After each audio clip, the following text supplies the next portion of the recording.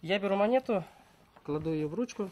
Именно так, судя по сообщениям в социальных сетях, угонщики научились портить жизнь автовладельцам. Не заметив монеты в одной из дверей автомобиля, его хозяин спокойно уходит домой. После чего, если верить сообщениям, злоумышленники проникают в салон через ту дверь, которую помешала заблокировать простая монета. Действуйте немедленно, если видели монету на двери авто, бандиты становятся все более наглыми. Дмитрий Алексеев рассказывает, что подобных сообщений за последнюю неделю он получил с десяток. Их присылают из неизвестных номеров и друзья, которые начинают опасаться за собственное авто.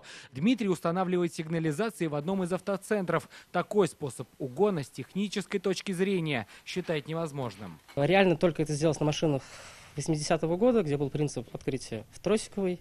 В данной ситуации то, что сейчас продается на рынке, в автомобиле нет такой функции, и все закрываются через центральный замок.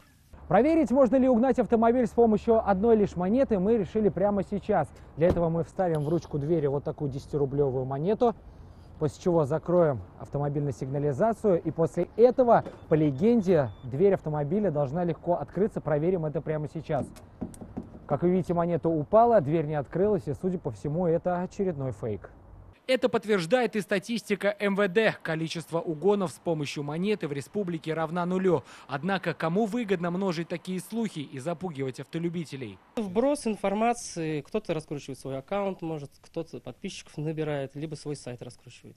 Так или иначе, сотрудники ГИБДД призывают быть автолюбителей бдительными и сообщать о любых подозрительных действиях в отношении автомобиля. Сергей Хайдаров, Данил Филатов, ТНВ, Казань.